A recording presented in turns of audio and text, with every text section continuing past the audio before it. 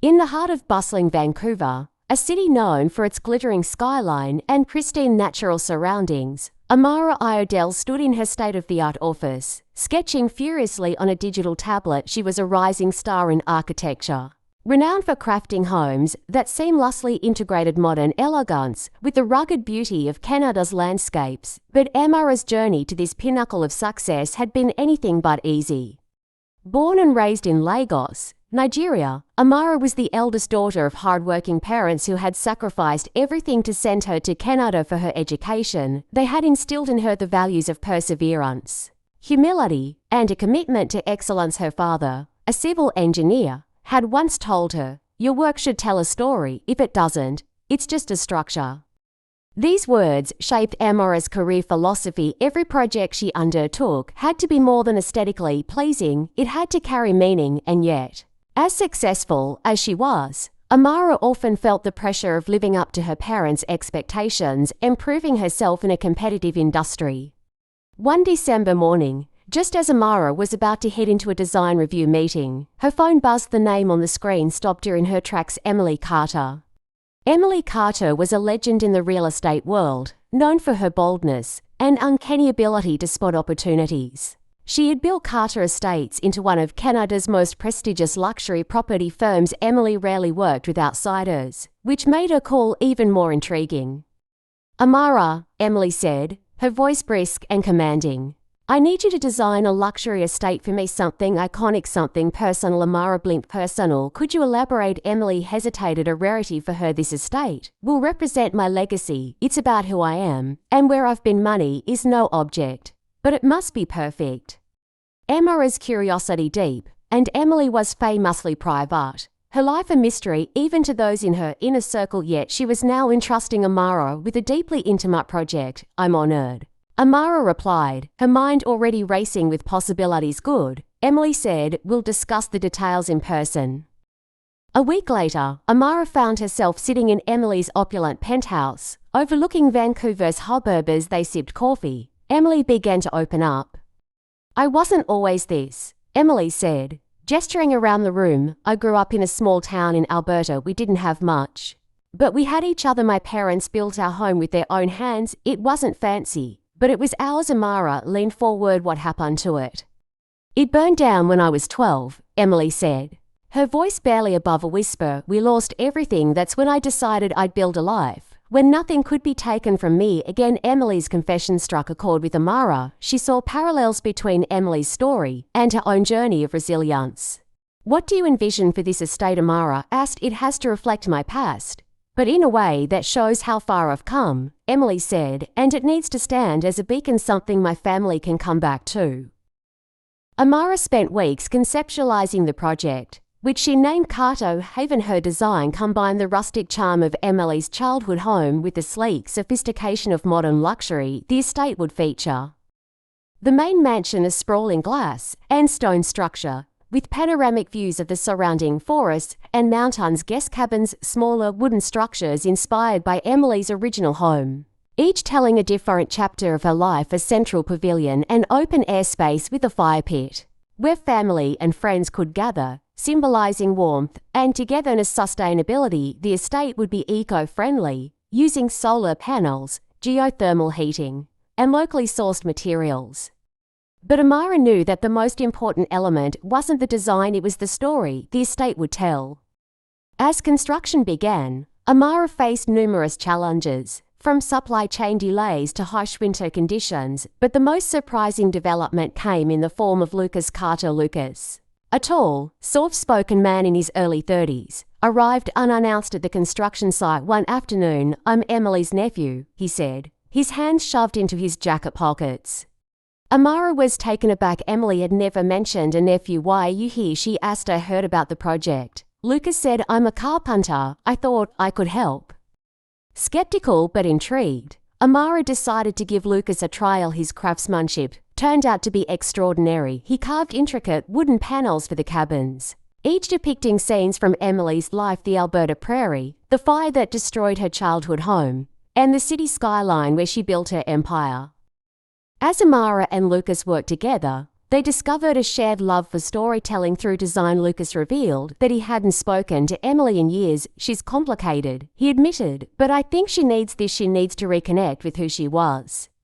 Amara found herself growing close to Lucas, not just as a collaborator, but as a friend. His presence brought warmth and authenticity to the project, reminding her of why she had become an architect in the first place. Months later, on a crisp February evening, Carter Haven was finally complete. Emily hosted an intimate gathering to unveil the estate as guests arrived. They were awestruck by the beauty and thoughtfulness of the design. The cabins, lit by soft, golden light, felt like stepping into a storybook. The main mansion was a masterpiece, its walls of glass reflecting the surrounding snow-covered trees. But the most poignant moment came when Emily saw the dining table. Lucas had crafted the carvings, told the story of her life in vivid detail. "Who made this?" she asked, her voice trembling. "Lucas." Amara said. "Your nephew." Emily turned to Lucas, tears streaming down her face. "You've done more than build a table, you've brought me home." Carter Haven became more than just a luxury estate. It became a sanctuary. Emily and Lucas reconciled, and the estate became a gathering place for their family. For Amara, the project was a turning point. She realized that true luxury wasn't about opulence, it was about creating spaces that healed, connected, and inspired. As she stood on the terrace of Carter Haven, watching the sunset over the mountains, she felt a deep sense of fulfillment. Her father's words echoed in her mind: "Build a legacy, Amara, make people dream again," and in that moment, she knew she had done just that.